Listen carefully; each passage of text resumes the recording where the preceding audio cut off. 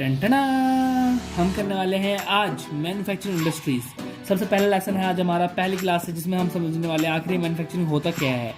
आइए समझते हैं आखिरी मैन्युफैक्चरिंग होता क्या है। बिल्कुल सिंपल भाषा में बताऊं, बिल्कुल बेसिक भाषा में, बिल्कुल देसी भाषा में बताऊं तुम्हें, ठीक है।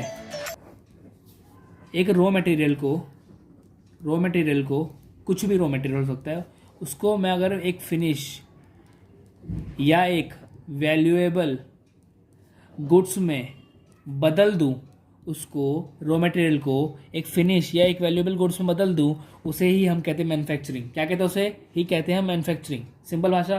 भैया यार ये तो वो वाली बात हो गई ना, टेक्निकल टर्म्स आ गए हैं, थोड़ा आसान ही समझाओ ना। हाँ समझाता हूँ, चिंता वाली बात नहीं, मैं आ गया हूँ। हाँ एग्जाम्पल लेके समझाऊंगा बहुत प्यार से, जिससे तुम्हें समझ आ जाएगा, ठीक है। मान लो मैं एक किसान हूँ, ठीक है। मेरे पास रॉ मटेरियल क्या हो, मैं ना मान लो मैं शुगर केन का खेती करता हूँ, ठीक है। मान लो मैं शुगर केन की खेती करता हूँ और मेरे पास क्या है, एक एज अ किसान, मैं जिस मालिक हूँ खेत का, बस शुगर केन है, ठीक है। शुगर केन है, ये लो तुम्हारा शुगर केन, ये हमारा शुगर केन है। मैं खेती करता हूँ तो उसमें मेरे को शुगर केन मिलता है। इसी को रॉ मटेरियल को एक मैं बदल दूँ चीनी में, चीनी में बदले, ये ब्लॉक्स मतलब चीनी, समझ जाना, ठीक है। शुगर केन को मैं चीनी में बदल दूं, उसी को हम मैन्युफैक्चरिंग कहते हैं। तो भैया ये कैसे बदल दिया आपने, ये क्या जादू मंत्र, आप डॉक्टर स्ट्रेंजर हो क्या कर दिया आपने।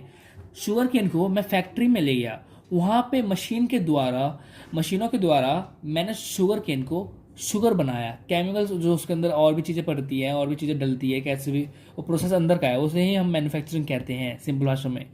एक चीज़ से, एक जो मेरे पास रॉ मटेरियल था उससे मैंने एक नई चीज़ बना दी, उसे ही हम मैन्युफैक्चरिंग कहते हैं। क्या कहते हैं? मैन्युफैक्चरिंग कहते हैं।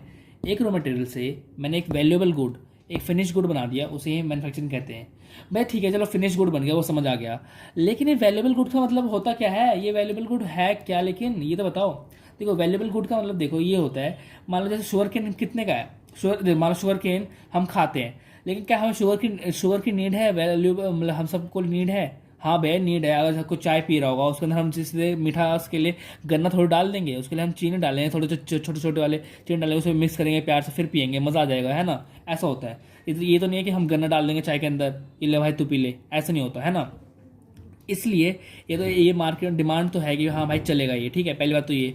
और दूसरा, अगर तुम 1 किलो की प्राइस, 1 kg शुगर केन को लेने जाओ, खरीदने जाओगे, तुम्हें मिलेगा वो 3-4 रुपये में, ठीक है, ठीक है। और वहीं पे तुम अगर एक शुगर को तुम लेने जाओगे 1 किलो मार्केट में, तो तुम्हें मिलेगा 35-36 रुपये का।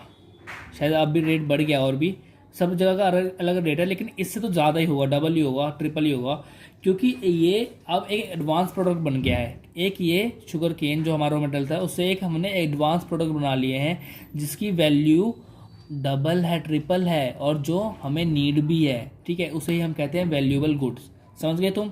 यही था कि आखिर ये मैन्युफैक्चरिंग होती क्या है। एक और एग्जांपल लेते हैं कॉटन का। कॉटन से मैं क्लोथ्स बना दूँ, कॉटन कितने रुपए मिल जाएगी, मान लो 8-9 रुपये मिल जाएगी, ठीक है, किलो के हिसाब से देखें तो। और लेकिन क्लोथ कितने का मिलता है? 400-500 रुपये का, 400-500 रुपये का मिलता है क्लोथ हमें।